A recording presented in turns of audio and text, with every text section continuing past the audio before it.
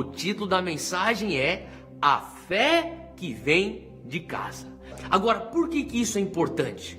Porque eu creio que Deus quer ensinar um princípio básico daquilo que nós vamos poder implementar de uma maneira muito intensa e acelerada, uma vez que esse isolamento for terminado, essa quarentena acabar. Sabe, nós vamos entender que muito daquilo que nós faremos no mercado de trabalho, muito daquilo que nós faremos nas nossas faculdades, tem a ver como um resultado direto daquilo que acontece em casa. É isso mesmo, em casa, aonde está a fonte do milagre, aonde está a fonte da tua intimidade com Deus, aonde está a fonte desse momento onde o céu invade a terra. Eu não sei você, mas eu quero que a minha casa venha a ser tanto mais uma embaixada do reino dos céus aqui na terra. Em 2 Reis, e esse é o nosso texto chave de hoje, abra aí comigo, 2 Reis capítulo 4, nós vamos do versículo 1 ao 7, e se você tiver com a tua Bíblia aberta aí, se tiver com uma caneta, põe uma caneta aí, porque nós vamos ao longo da mensagem entrar em outras referências e voltar para essa referência principal. O nosso texto básico, ou nosso texto base, é 2 Reis capítulo 4. 2 Reis 4, versículo 1, fala sobre uma experiência aonde a fé que veio da casa de uma viúva trouxe então um romper sobrenatural. Deixa eu falar de novo. Essa história fala sobre a fé que veio de dentro da casa de uma viúva e como essa fé trouxe um romper sobrenatural e mudou o curso de uma família inteira. 2 Reis 4, 1. Se você tem esse texto aberto aí, acompanha comigo. Diz assim: certo dia, a mulher de um dos discípulos dos profetas foi falar a Eliseu: teu servo, meu marido, morreu, e tu sabes que ele temia o Senhor. Mas agora veio um credor que está querendo levar meus 2 filhos como escravos. Eliseu perguntou-lhe: como é que eu posso ajudá-la? Diga-me o que você tem em casa. E ela respondeu: a tua serva não tem nada além de uma vasilha de azeite. Então disse Eliseu: vá pedir emprestadas mais vasilhas a todos os seus vizinhos, mas peça muitas. Depois entra na tua casa com seus filhos e feche a porta.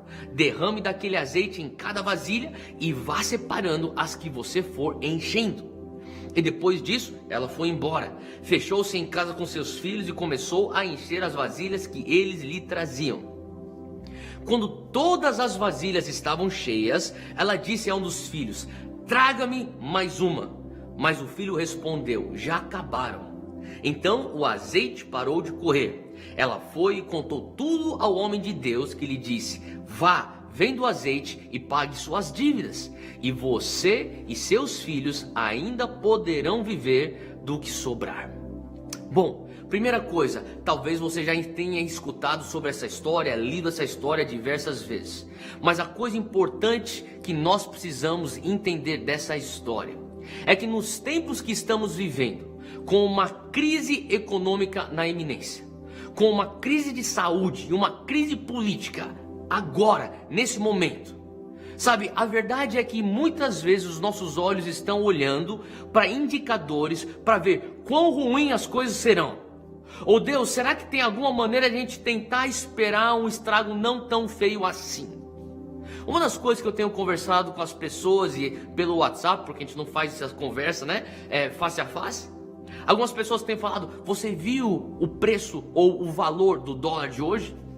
Eu estava conversando com outra pessoa, ele estava me contando: nossa, o dólar subiu, ou o euro subiu. E nessa conversa eu comecei a pensar: Deus, nesse momento de crise, sabe, a moeda mais valiosa, a moeda que realmente mais importa, não são reais, não são dólares e também não são euros. Hoje, a moeda que mais importa para você, para tua família, é o óleo da unção. Fala comigo, o azeite. É isso que essa mulher tinha. Quando nós estamos falando dessa fé que vem de casa, que surge e gera que faz surgir e gera um impacto que muda o curso da tua família, deixa eu te falar uma coisa, você precisa entender que essa fé, ela não é gerada a partir da abundância. Essa fé, ela começa a ser gerada a partir do momento que você é consciente: eu preciso de algo sobrenatural. A fé que vem de casa, ela começa quando você se dá conta: eu não tenho nada. Olha só esse texto que nós acabamos de ler e vamos focar aqui no versículo 1. A palavra de Deus diz que essa mulher foi ao profeta Eliseu e ela foi falar. Agora, se você for ver no texto original, ele não diz falar. Pelo contrário, a palavra lá traz a conotação de clamar. A palavra lá traz a conotação de desespero, um choro. Essa mulher estava desesperada. Sabe, quando você começa a dar conta da sua carência, você começa também a perceber o desespero que é o estado que você se encontra. Eu não sei se você está nesse desespero ou se você já experimentou desespero. Eu creio que qualquer pessoa vivida já passou por momentos onde você teve um choro que não era um choro qualquer, era um choro compulsivo. Era um choro onde você não conseguia enxergar a luz no final do túnel. Essa mulher não conseguia ter esperança. Ela estava desesperada. Algumas coisas nós encontramos na casa dessa mulher antes do romper. Essas coisas que nós encontramos na casa dessa mulher indica então o estado carente dela. A primeira coisa é o que nós acabamos de falar, é desespero. Fala comigo, desespero. Se você estiver anotando, anota isso aqui. Sabe, você vai ter a consciência da tua carência quando você começa a notar: tem um desespero dentro de mim, tem um choro dentro de mim, existe um clamor que está dentro de mim. E esse clamor, ele está falando: ei, olha só o que está acontecendo comigo, o meu marido morreu.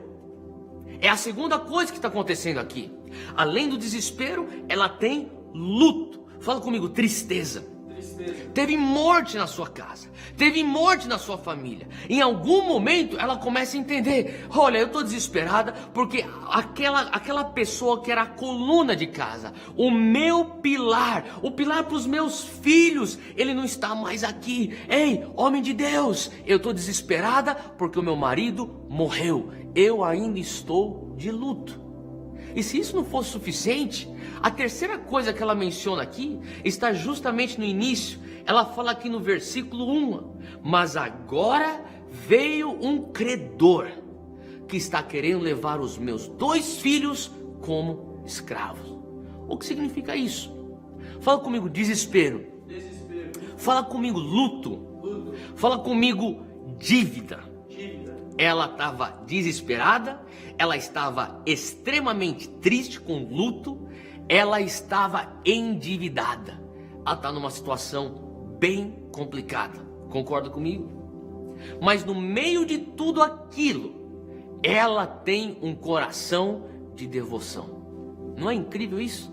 Essa mulher que está endividada, que está triste, que está desesperada, ela não está correndo para a cidade ou para outras pessoas ou talvez para outros familiares. Ela vai diretamente para o homem de Deus. Ela reconhece esse homem, esse profeta, e diz: olha só, o meu marido, veja só o versículo 1, o teu servo, o meu marido. O que significa isso? Significa que provavelmente, e alguns teólogos acreditam, que o marido dela era o profeta Obadias. Ele era provavelmente um discípulo da escola de profetas de Eliseu. Ela diz: o meu marido, ele era um dos teus discípulos, ele era um filho espiritual teu, Eliseu. Entenda isso. E tu sabes que ele temia ao Senhor. Olha só que coisa incrível. Ela está falando sobre uma cultura que o marido dela gerou dentro da sua casa. Qual cultura era essa? Era uma cultura de devoção. Ele fez um trabalho tão excelente em gerar uma cultura de devoção, que no pior momento da vida daquela mulher, ela está correndo atrás da unção. Ela reconhece, olha só, homem de Deus, ungido, profeta, eu preciso de ajuda. Eu não estou procurando ajuda em homens que não carregam óleo. Eu estou procurando ajuda em você que carrega a presença, porque o meu marido nos ensinou a temer a Deus. A fé que vem de casa, ela é esticada, ela é aumentada numa tensão. E essa tensão Deus gera. Agora, como é que Deus vai gerar essa tensão na vida dessa mulher? O profeta Eliseu, sendo guiado pelo Espírito de Deus, olha só o que ele fala para ela nesse versículo. Continua aqui comigo no versículo 2. Como que eu posso te ajudar? Diga-me, mulher, o que é que você tem na tua casa? A viúva então responde: tua serva não tem nada, além de uma vasilha de azeite. Então disse Eliseu: vá pedir emprestada vasilhas a todos os vizinhos, mas peça muitas. E depois entre em sua casa com seus filhos, feche a porta, derrame daquele azeite em cada vasilha e vá separando as que você for enchendo. Sabe, se estiver anotando, anota isso aqui. Aquela mulher, ela estava numa situação. A situação dela era uma situação muito complicada. Mas ela conseguia enxergar, através das palavras e da unção do profeta, um outro lugar. Um lugar de um romper, um lugar do sobrenatural, um lugar de um milagre, um lugar de provisão. Mas ela estava aqui e tinha um vão da situação para a provisão. E o que o profeta está fazendo é tensionando o pouco de fé que ela tinha, para que aquela pouca fé se tornasse a ponte entre a situação e a provisão, e a ponte entre a tua situação e a tua provisão é a tua fé. 3 dimensões aonde existe o esticar ou aumentar, esse tensionar da nossa fé. A primeira dimensão é Deus quer esticar tua fé pessoalmente.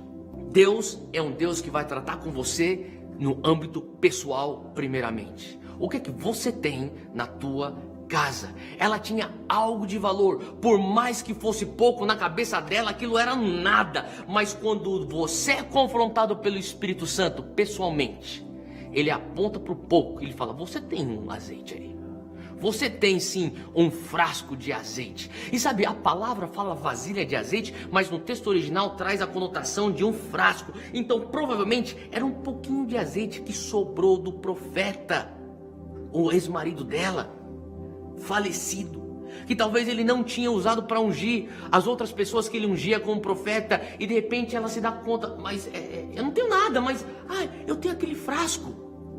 E ela começa a perceber: agora aquele frasco de óleo é meu. O que eu tenho na minha casa? Eu sempre fui acostumada a ter um homem de Deus na minha casa, um profeta, mas agora está comigo. Sabe, Deus quer lidar com você diretamente. Deus quer tratar com você pessoalmente. Tantas vezes nós estamos acostumados a nos relacionarmos com Deus através de intermediários, mas chega um determinado momento na tua vida, quando você precisa daquele romper. Eu não sei se você está entendendo o que eu estou falando. Intermediários não serão suficientes. Você precisa ter a tua fé. Fala comigo: a minha fé. Sabe que é interessante que quantas vezes eu parei para pensar lendo essa história, que eu nem percebi aquilo que eu tenho acesso como filho de Deus. Olha só o que está escrito em Jeremias 33. O que seria de nós se nós percebêssemos o que nós temos como filhos de Deus, pessoalmente?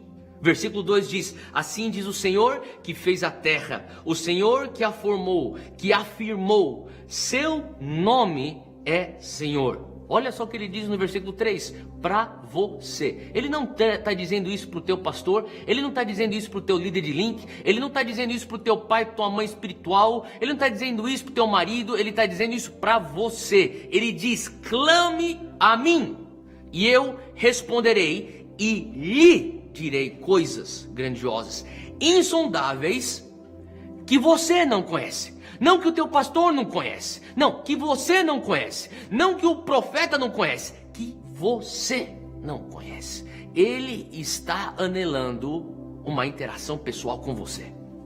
Se você e se nós tivéssemos mais revelação do que significa nós sermos filhos e filhas de Deus e o acesso que nós temos ao coração do Pai.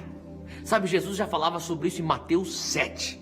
Abra aí comigo, Mateus 7, versículo 7. E a pergunta é, será que se nós nos apropriássemos da identidade de filho e de filha que nós já temos, será que só de entendermos essa identidade, algo novo destravaria em nossas vidas?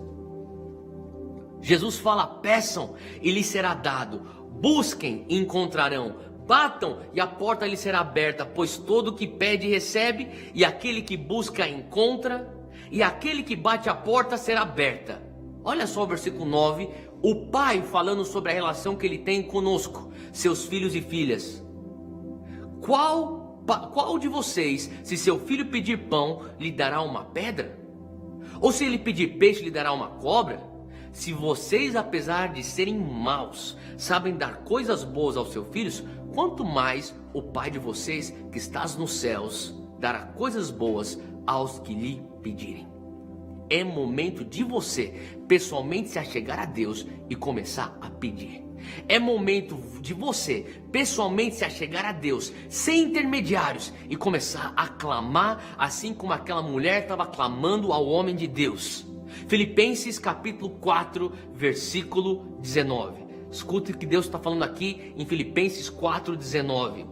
O meu Deus suprirá todas as necessidades de vocês, de acordo com suas gloriosas riquezas em Cristo Jesus. Quem sabe é o momento de você começar a ungir a tua casa, ungir os teus filhos, ungir alguns lugares ou algumas coisas que estão dentro do teu lar.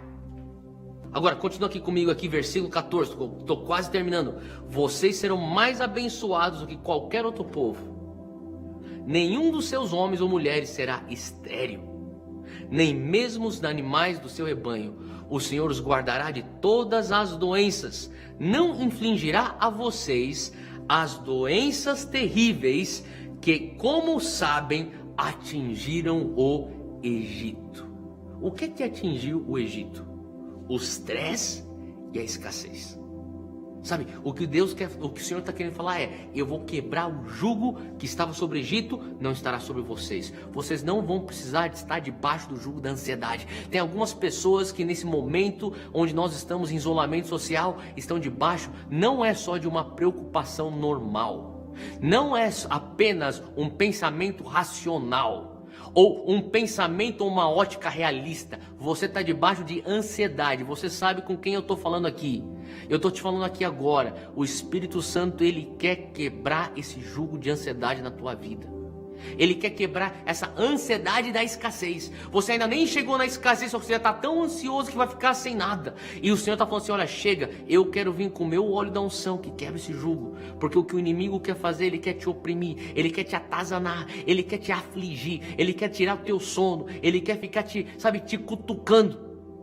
Mas hoje o Espírito Santo está falando: eu estou vindo com o meu óleo, estou quebrando esse jugo. Sabe por quê? Porque desde os tempos de Moisés ele fazia isso até os tempos de Jesus. Atos capítulo 10, eu termino com isso. Atos 10, versículo 38.